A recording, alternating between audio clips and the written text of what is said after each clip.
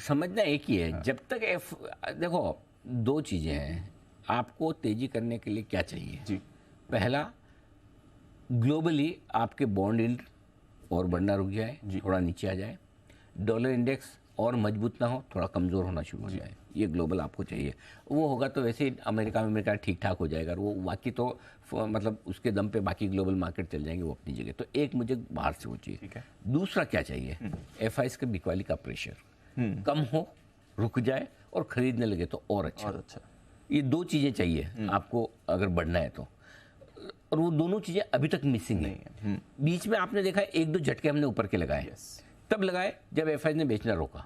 जैसे उन्होंने बेचना रोका या एक आध दिन खरीदा तुरंत हम भाग गए, लेकिन वापस सप्लाई आ जाती। सो एक ट्रेंड अगस्त से आपको क्लियर कट मिल रहा है कि दिग्गजों में ऊपर प्रेशर रहेगा ही, जब तक कि किसी खास वजह से मूड माहौल ग्लोबल का ना तेजी से बदल जाए, ग्लोबल का बदल भी जाए, तब तक ये दोनों आपके डॉलर इंडेक्स और बॉन्ड यील्ड कम ना हो जाए और एफआईएस का मूड ना बदले। सो सितंबर में भी आपके लिए की ट्रिगर तो वही है।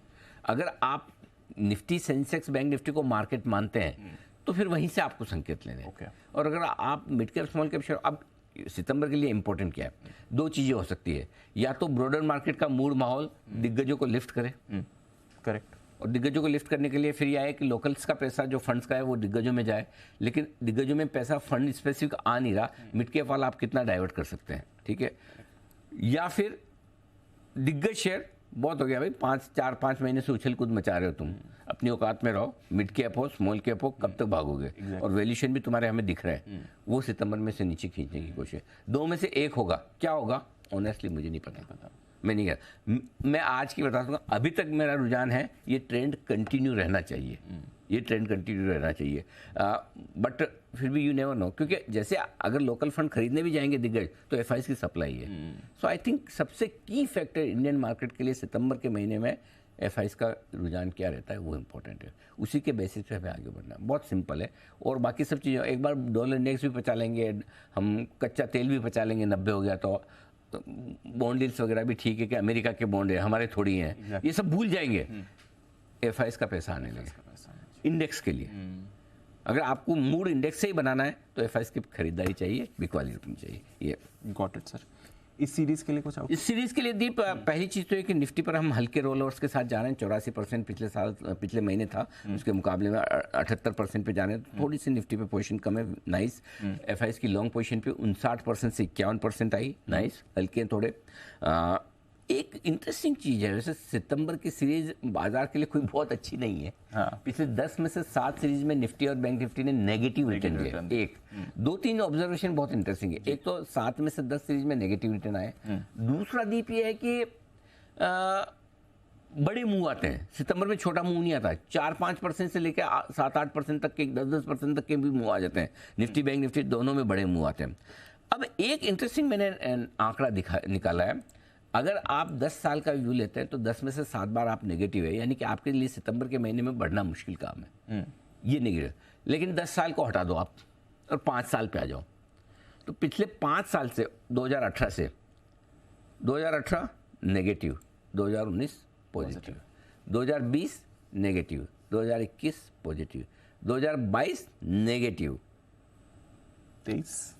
और एक और चीज, ये वाली पीछे वाली स्क्रीन, हाँ ये देखो, आप 2018 से स्क्रीन देखिए, जितना घटता है अगले साल उतना ही उस सीरीज में बढ़ रहा है। आप ये भी देखिए, अच्छा, लगभग 4-5% तो अगर निफ्टी आपका पिछले महीने 400 पॉइंट घटा है, 400 घटा है मेरे ख्याल से, 465 कुछ पॉइंट, 406 पॉइंट नोट, तो उतने बढ़ने की स्कोप सितंबर में 5 साल का ट्रेंड पॉजिटिव साइड पे दिखता है।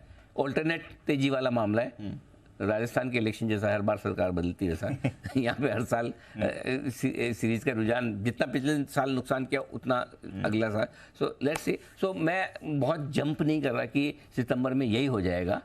लॉन्गर ट्रेंड के साथ जाएंगे तो आमतौर पर महीना अच्छा नहीं है, शॉर्ट टर्म ट्रेंड के साथ जाएंगे। लेकिन एक चीज़ जो अच्छी है वो मैं बताना चाहता हूँ, जो पिछले साल भी हमने रिसर्च भी की थी और बताया भी था, बहुत लोग उससे दुखी भी हुए, नाराज भी, ये क्या है, लेकिन आपने देखा है गणपति के वक्त अभी तक का ट्रैक रिकॉर्ड है, हमेशा मार्केट अच्छा है, और इस बार भी गणपति सितंबर में ही है, 19 तारीख।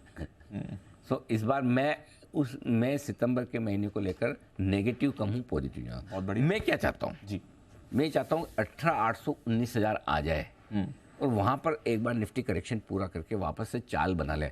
गणपति के पहले 18,800 19,000 आ जाए, कोई बड़ी बात नहीं, आने में 2 दिन भी ना लगे, आ जाए तो आ जाए। तो वहाँ पे एक आपका अच्छा हेल्दी साइजेबल करेक्शन हो जाएगा। 20,000 से 18,800 19,000, 5 से 6% का correction, very good, nice, let's move again. तो वो आपके लिए बाजार भी हल्का कर देगा, लेवल भी अच्छे हो जाएंगे। और मैं फिर कहूँगा, अगस्त के महीने में भी कहा था, वो लेवल आया नहीं। अगर इस महीने आपको 18,800 19,000 की रेंज में निफ्टी दिखता है तो पक्के तौर पर अपने रिस्क को ध्यान में रखते 25 से 33%, 1/3 या 1/4 पैसा आपका 100% वहाँ पे इन्वेस्ट होना चाहिए। वहाँ पक्के से डालिए पैसा, और ज़्यादा डालें तो आपकी मर्जी, राइट, इतना तो डालिए, इतना तो डालिए। ये अपने सितंबर का आउटलुक। बाकी तो और तो ऐसी कोई खास बात नहीं। अगर उस हिसाब से देखें तो 400-500 पॉइंट का मूव, और बैंक निफ्टी में 1,600 पॉइंट 1,500-1,600 पॉइंट हमने गंवाए अगस्त में, उतने वापस कवर कर सकते हैं, और हो जाए तो बढ़िया है। हो जाए मतलब कि आप देखो ना, 44,000 तो हम 45,500 के आसपास तक की कोशिश बैंक निफ्टी पे कर सकते हैं। 45,500 की रेंज में निफ्टी में आप 400 पॉइंट गिनेंगे तो 250 से 650 हुई, 650 750 की रेंज है। एक बार वहाँ तक जाने की कोशिश भी कर लें तो नॉट बैड ये है। तो सितंबर हो सकता है, anything and everything is possible under the sun. बिल्कुल सर। चलिए